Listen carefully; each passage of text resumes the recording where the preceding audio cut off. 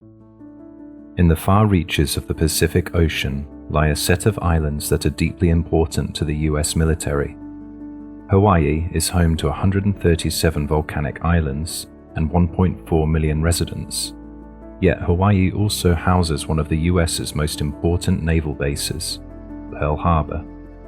Located on the island of Oahu, Pearl Harbor has become synonymous with the attack on the 7th of December 1941, when Imperial Japan tried to knock the US out of the Pacific Theater in World War II.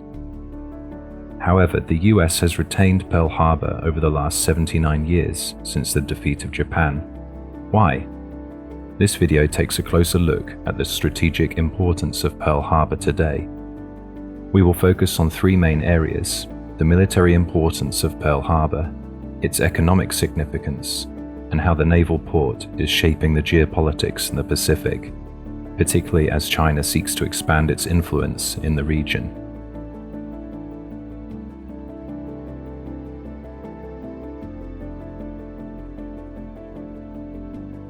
Pearl Harbor has evolved significantly since World War II. In 2010, the US Navy and Air Force merged their two bases to form Joint Base Pearl Harbor-Hickam. The fleet composition has also changed, with Iowa-class battleships like the USS Missouri now out of commission. Today, Pearl Harbor is the headquarters of the United States Pacific Fleet, the world's largest fleet command.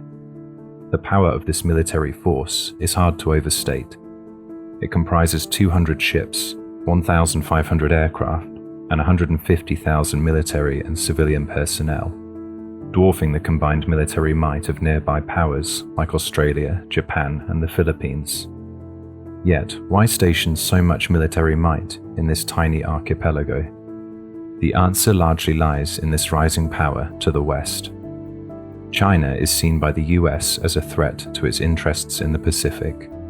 In 2022, the White House released its Indo-Pacific strategy, which argued the PRC's coercion and aggression spans the globe and is most acute in the Indo-Pacific, from the economic coercion of Australia to the conflict along the line of actual control with India, to the growing pressure on Taiwan and bullying of neighbors in the East and South China Seas. Our allies and partners in the region bear much of the cost of the PRC's harmful behavior. In particular, tension is growing in the Taiwan Strait, where Taipei's new president has argued for more de facto autonomy from Beijing. China regards Taiwan's stance as dangerously defiant, but Taiwan, a named regional partner of the US, sees China as increasingly imperious and aggressive. To support its regional partners, the US has built its front line of deterrence in the first island chain, with ground forces stationed in areas like Okinawa, Japan, and the Philippines. Yet, further back in the Pacific, Pearl Harbor sits as a vital fallback point and supply station for this front line. Located nearly halfway between the US mainland and Asia, it is a pivotal point for US military logistics and operations. If China ever went on the offensive and managed to overcome the first island chain, Pearl Harbor would be a vital launching pad for the US to regroup and mobilize its counterattack. So, what is Pearl Harbor's economic significance to the US? Let's look at that now. If you live in the Indo-Pacific region, you are living in an area of significant economic growth over the next decade.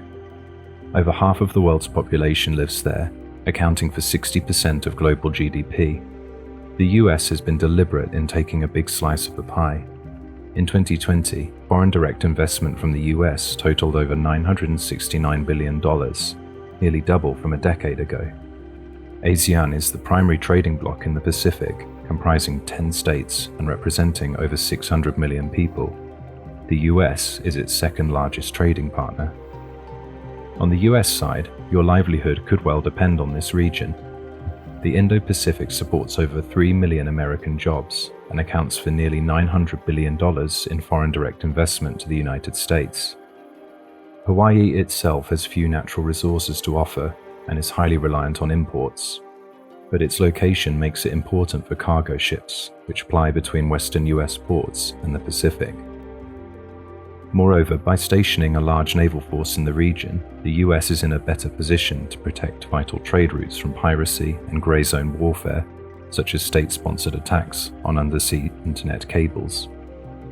In 2022, the US laid out the Indo-Pacific Economic Framework in cooperation with 13 Pacific states, reaching agreements on issues such as supply chains, clean energy and infrastructure, tax and anti-corruption efforts.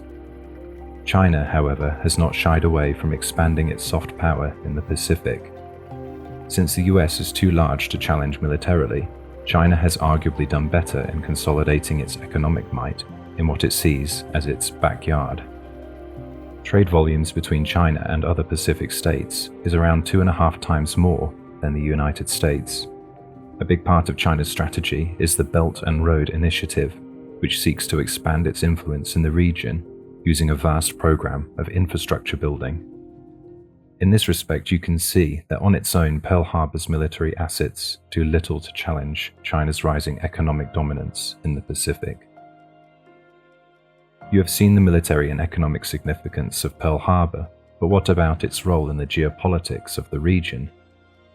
The US has 5 stated allies in the Pacific: Australia, Japan, the Republic of Korea, the Philippines and Thailand. It has also identified over a dozen other countries as regional partners, including Indonesia, Malaysia and New Zealand. Keeping a large naval presence in Pearl Harbor sends a strong message that the US is there for its allies and partners if an expansionist China threatens them. Military bases establish a sphere of influence in the surrounding area. Without them, it can be impossibly costly and difficult for a state to project its military power over a region's vast distances. This partly explains why China is constructing artificial islands in the Pacific. In March 2024, Taiwan expressed alarm over enormous Chinese bases which had been constructed in the South China Sea.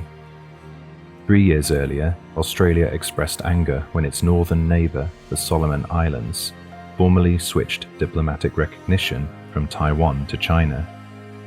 In 2022, China finalized its agreement with the Solomon Islands to allow it to base its warships.